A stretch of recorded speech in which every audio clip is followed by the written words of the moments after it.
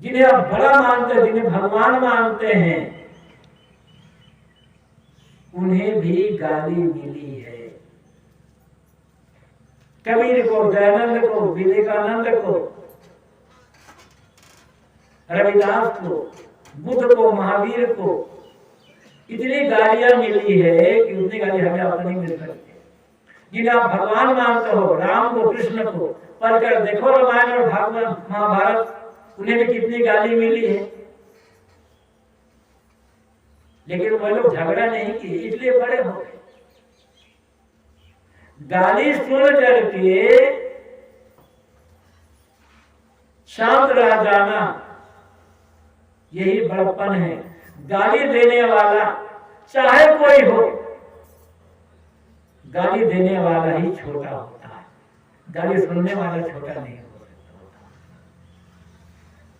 जब तक हम और आप छोटे नहीं बनेंगे, जब तक लोगों के मन में, चलो कोई कितना बड़ा क्यों ना हो, मूर्खता नहीं आएगी, तब तक कोई गाली नहीं दे सकता किसी को। गाली देकर के मूर्ख मत बनो, बात बात में गाली, बात बात में गाली। क्यों गाली देते हो? ये देवता तो गाली देते हैं, ये देवियां मुझे कम गाली बड़े देती है। कुछ गाली इनके लिए पेटेंट होते हैं, कुछ गाली देवताओं के लिए पेटेंट गाली है। अब गाली की बात आई तो मुझे याद आ जाती है बात, इसी छत्तीसगढ़ की बात है। कम से कम 15-17 साल तो होता होगा, तब गुरुदेव जी का शरीर था। एक गांव में सत्संग कार्यक्रम था, शाम का समय सत्संग समाप्त हुआ। एक साथी के साथ में घूमने गया था बाहर, थोड़ा अंधेरा होने लगा था, पूरा अंधेरा नहीं हुआ था। लौट रहा था तो गांव की गली होकर गुजर रहा था, तो किसी बात को लेकर एक माता उलझी हुई थी। उसकी आवाज सुनाई पड़ रही थी, दिखाई नहीं पड़ रही थी, उलझी हुई थी और गाली दे रही थी। अब क्या कर रही थी? ओकर मुर्दा रेंगे। मैंने कहा मुर्दा तो रेंगता नहीं कभी, इनके पास तो बड़ी शक्ति, बड़े बड़े डॉक्टर आ गए मुर्दा रेंगाने में, ये तो मुर्दा निकाल रही है, इसको तो पुरस्कार मिलना चाहिए, है ना? कि पुरस्कार हो गई, ये मुर्दा रेंगाने वाली है, बड़ी ताकत है।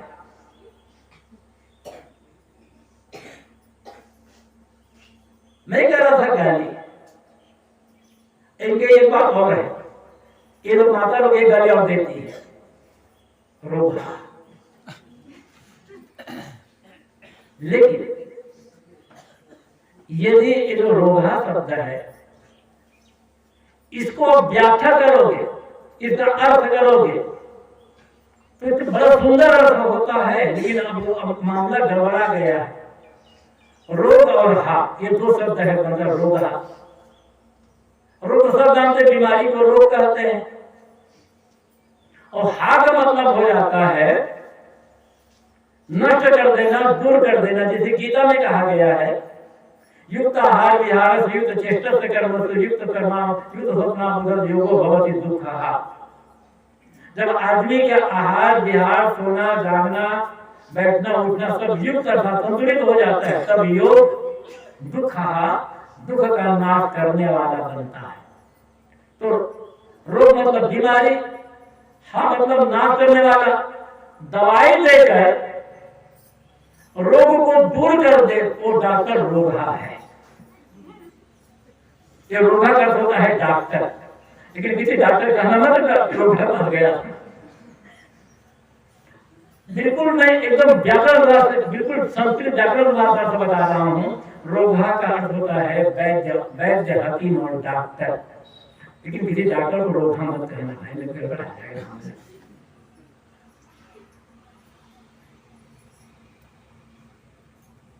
बात ये चल रही थी गाली की।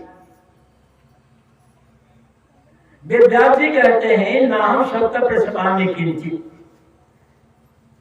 लोगों ने मुझे गाली दी, किंतु बदले में मैं थोड़ी भी गाली नहीं देता हूं। यही महानता है। गाली सुन करके जो चुप रह जाता है, मौन शांत, वो महान हो जाता है, देवता बन जाता है, भगवान बन जाता है। हम और आप ये सब बन सकते हैं, लेकिन इतना सहना पड़ेगा भाई। लड़ने वाला बड़ा नहीं होता है, सहने वाला बड़ा होता है। तो लोगों ने पूछा, महाराज आपको गाली दी गई और आप किसी को गाली नहीं देते, तो बात क्या है? आप गाली क्यों नहीं देते? कारण क्या है? तो वेदव्यास जी कहते हैं, दमम द्वारम या अवश्य वेदनी, क्योंकि मैं जानता हूं अपने मन को मार लेना, सहन रहना, झुक जाना, अमृत के द्वार में प्रवेश करना है। यदि कोई गाली दे और गाली सुन करके हम आप शांत रह जाएं, गाली देने वाले के लिए हमारे मन में कोई दुर्भावना ना है, कोई दुर्भावना ना हो, किंतु प्यार हो, तब मकान घर बन जाएगा। और घर ही नहीं बनेगा, अमृत का घर बनेगा। अमृत की चर्चा हम आप सुनते हैं कि अमृत बड़ा मीठा पदार्थ, खा लो तो आदमी अमर हो जाता है। ऐसा अमृत कहीं नहीं है, केवल किताबों में लिखा है बस। किंतु गाली सुनकर, बुराई सुनकर, निंदा सुनकर जो शांत रह जाता है, कोई प्रतिक्रिया नहीं करता, इस गाली सुनकर जो मुस्कुरा देता है, प्यार से बात करता है, वह व्यक्ति अमृत के घर में निवास करने लग जाता है। हमारा और आपका नंबर भी ऐसा लग सकता है, अमृत के घर में निवास करने वाला। इसलिए जब मकान बनाइए, फिर प्रेम, आदर, सेवा, समता का व्यवहार करिए, विधिवाणी का प्रयोग करें, मकान घर बनेगा। कड़ू शब्द सुनकर, गाली के शब्द सुनकर, निंदा शब्द सुनकर के शांत रह जाएं, आपका मकान अमृत का घर बन जाएगा। और जब अमृत का घर बन गया तब कितना आनंद वहां होगा, कल्पना हम नहीं कर सकते हैं। इसमें पैसा बिल्कुल ही नहीं लगेगा। मैंने कहा था, मकान बनाने में पैसा लगेगा, घर बनाने में और अमृत का घर बनाने में तो एक भी पैसा नहीं लगेगा। हृदय का भाव चाहिए। ये तो बाहर के घर की बात हुई कि बाहर का घर कैसे बनाना है। अब आए थोड़ा भीतर के घर। हमारे जीवन के दो पहलू है ना, व्यवहार और अध्यात्म परमार्थ। तो व्यवहार की चर्चा हमने की, संतुलन व्यवहार की चर्चा की। अब थोड़ा अध्यात्म की ओर चलते हैं।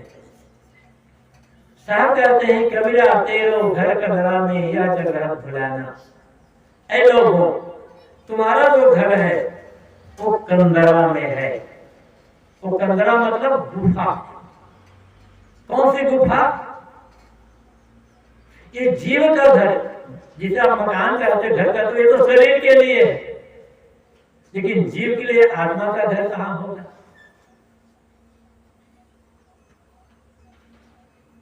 कबीर साहब कहते हैं वो गुफा में है।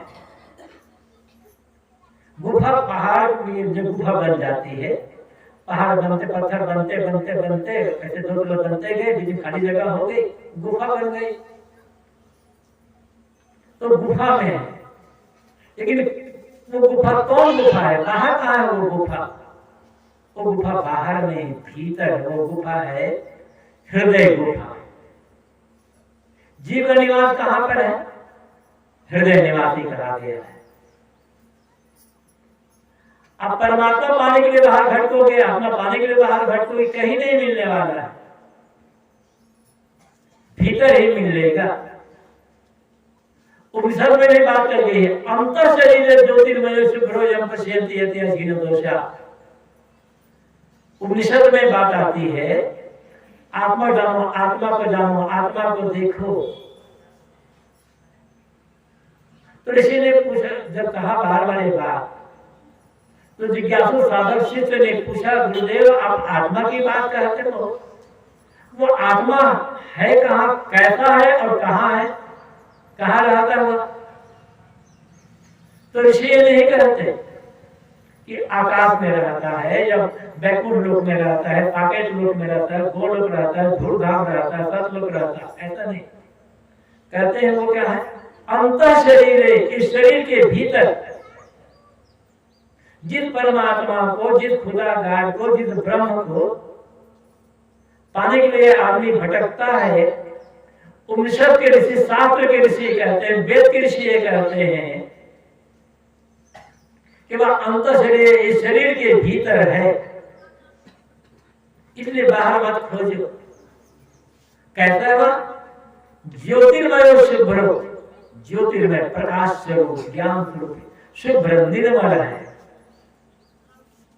हर आदमी के सात्विक शरीर में हो, चाहे पुरुष के शरीर में हो, चाहे जैसा हिंदू शरीर का तो उसके शरीर में हो, मुसलमान, ईसाई, बौद्ध, जैन का तो उसके शरीर में हो, चाहे कट्टरपंथी, वैष्णव, वेदांती के शरीर में हो, सबके शरीर में रहने वाला जो चेतना आत्मा है वो शुभ्र निर्मल है, पवित्र है।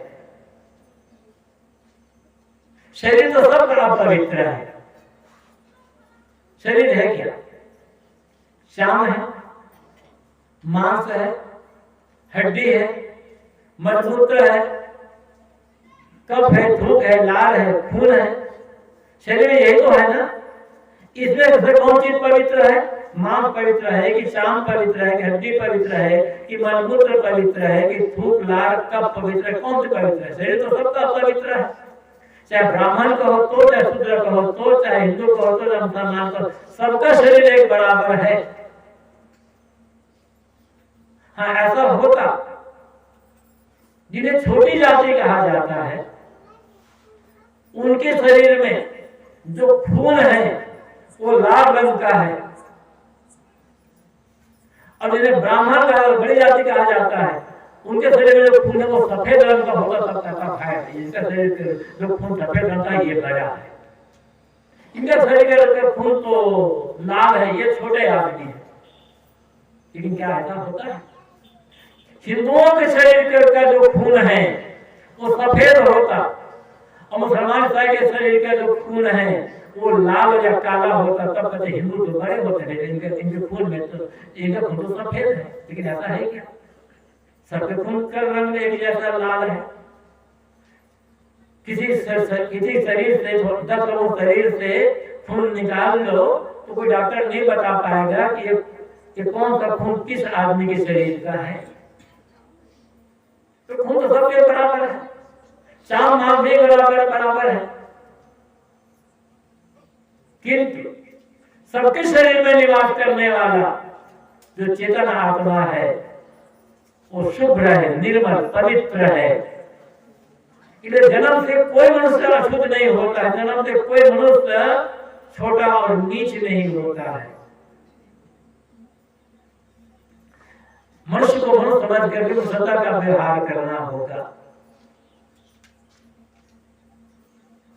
तो ऋषि जब कहते हैं कि जो जिस आत्मा को खोज रहे हो वो भीतर है, तो देखेगा तो दिखाई कैसे पड़ेगा? हमें दिखाई क्यों नहीं पड़ता? ऋषि कहते हैं कोई भी देख सकता है। शर्त क्या है? यम पश्यन्ति यति अचीन दोषा, उसे वह देखेगा, वो आत्मा साक्षात्कार वह करेगा जो धीरे धीरे यत्न करते करते, परिश्रम करते करते अपने जीवन के जितने भी दोष दुर्गुण हैं उनको दूर कर दिया होगा। अर्थात जिसका जीवन, जिसके मनमानी कर्म का व्यवहार निर्दोष है, तो चित्त निर्मल होगा और निर्मल चित्त में साक्षात्कार होगा।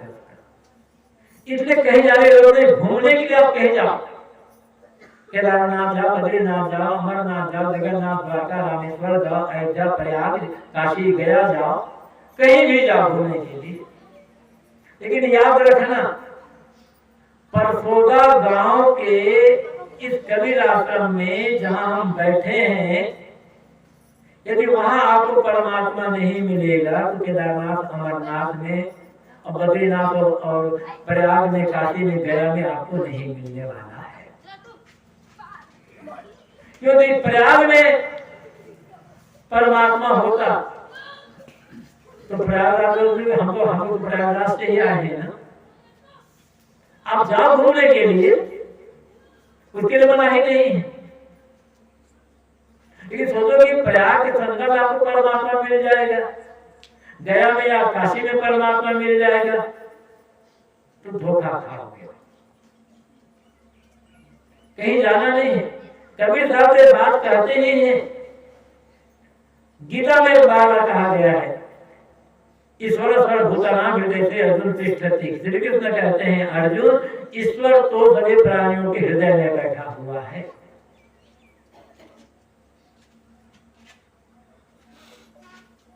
श्री कृष्ण कह रहे हैं अर्जुन से कि ईश्वर सभी प्राणियों के हृदय में बैठा हुआ है, सब प्राणी के, मेरे भीतर, आप भीतर, सबके भीतर बैठा हुआ है। मानस में गोस्वामी जी कहते हैं, अब प्रभु हृदय अछत अविकारी, जो अविकारी प्रभु है, निर्मल प्रभु है, वो कहां बसता है? हृदय में निवास करता है। भटकना नहीं है कहीं भी, ठहरना। करना क्या है? अपनी जो गलतियां हैं, अपने जो दोष दुर्गुण हैं, उनका त्याग करना है।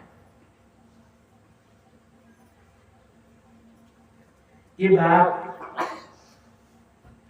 उपनिषद में और भी कहा गया है, तम क्रतु पश्यति वीत शोको धातु प्रदान मेहमान आत्मना। उस आत्मा को कौन देखेगा? जो विशोक हो गया, जिसके शोक मिट गए हैं, तो किसी भी बात को लेकर के दुखी नहीं होता है।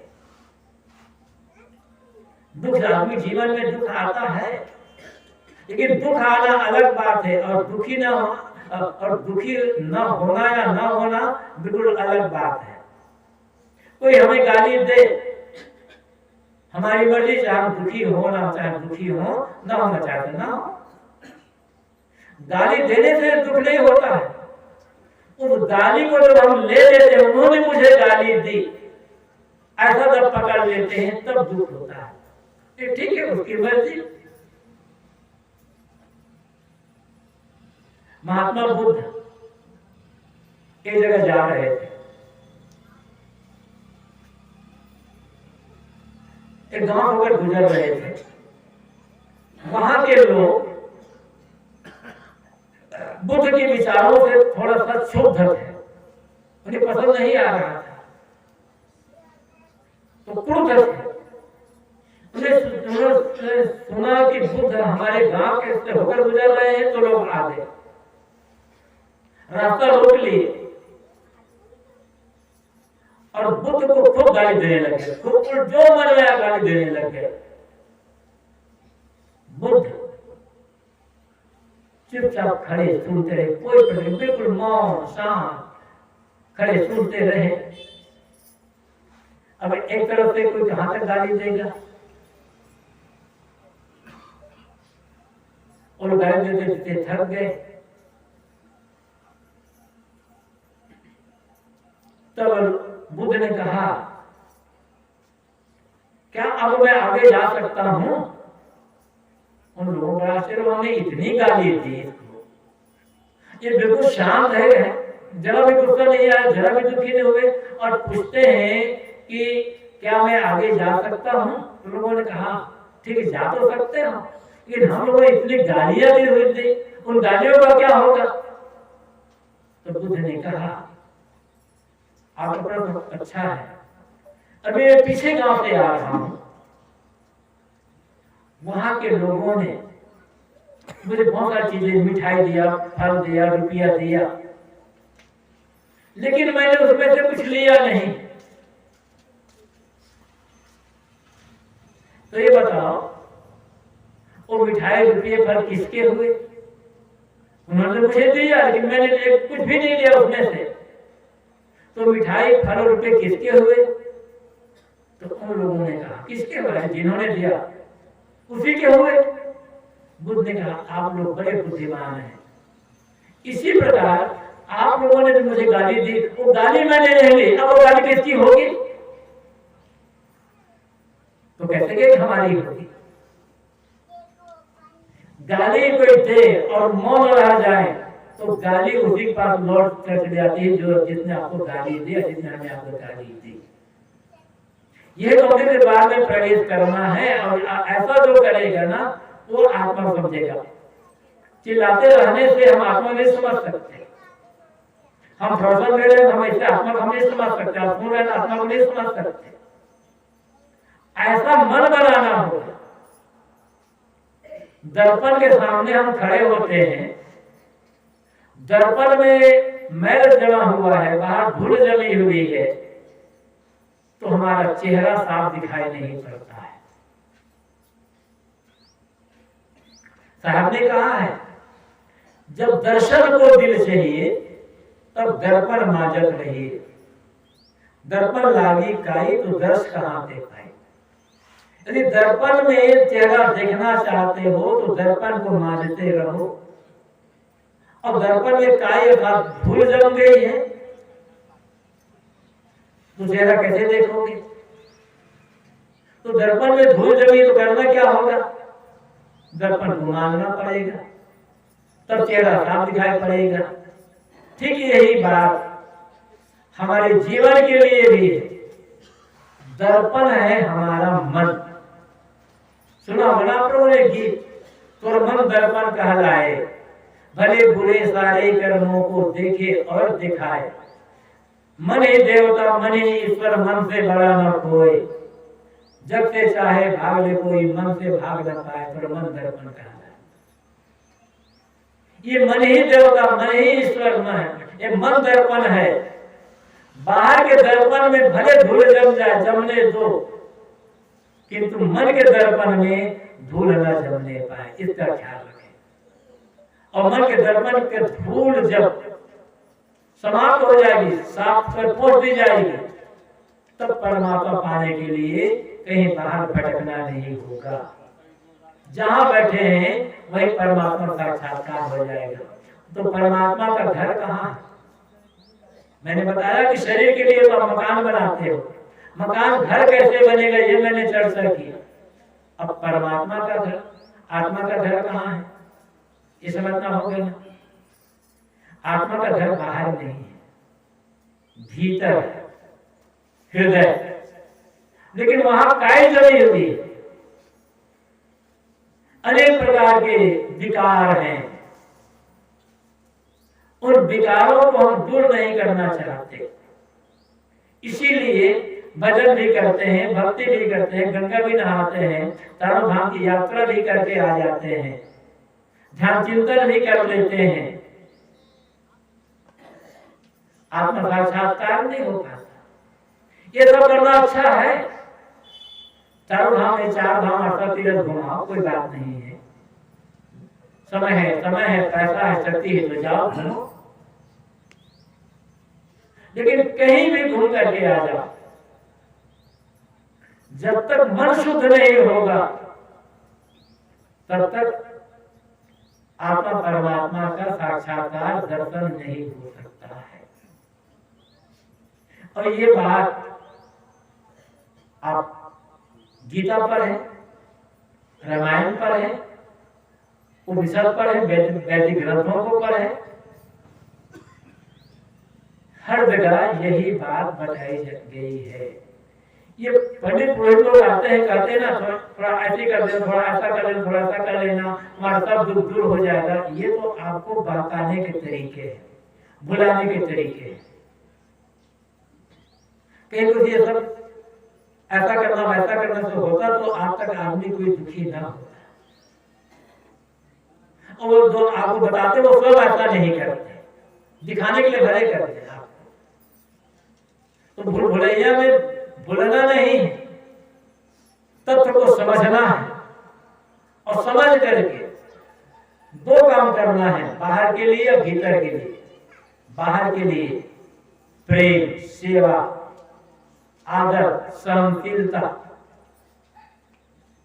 मीठी वाणी का प्रयोग, और भीतर के लिए क्षमा, संतोष और संयम। अपने अहंकार पर, स्वार्थ पर, विकारों पर संयम। इतना जब कर लेंगे तो बाहर भी सुंदर होगा, भीतर भी सुंदर होगा, और जहां कहीं रहेंगे बड़े शांति से, बड़े आरसू और चैन से हम जीवन व्यतीत कर सकेंगे। इसी के लिए सत्संग का आयोजन होता है। एक प्रेरणा मिले, ठोकर मिले, और हम हमारे अज्ञान की, मोह की, माया की जो नींद टूटे और हम सही समय जाग करके अपने जीवन को सफल बना पाए। मोह निशा सब सोवन हारा। देखे स्वप्न अनेक प्रकार है। ये मानस में गोस्वामी जी कहते हैं सब लोग मोह की नींद में सो रहे हैं, अनेक सपना देख रहे हैं। यही जग जामिनी जागे लोगी, परमार्थी प्रपंच योगी। जाने तबे जीव जग जागा, जब तक विषय विलास विराग। जागने का मतलब क्या है? अपने दो दुर्गुण गलतियों बुराइयों से भाग जाना, मतलब उनका त्याग कर देना, ये जागना है। और जो जाग गया, जो जागत है तो पावत है, जो सोवत है तो सोवत है। जागने वाला पाता है, सोने वाला खो जाता है। इसलिए अज्ञान की नींद को तोड़े, ज्ञान पूर्वक जागे, सावधान हो जाए, सब दुख खत्म हो जाएगा और हमारा मानव जीवन सफल हो जाएगा। और फिर हम इस जीवन को बड़ी शांति और प्रेम से जी सकेंगे। ये संतों जनों का आशीर्वाद है, ये कथन है, समझना है, जीना है। आप सबको बहुत बहुत धन्यवाद। अपनी वाणी को यहीं पर विराम। बोलिए सद्गुरुदेव की जय।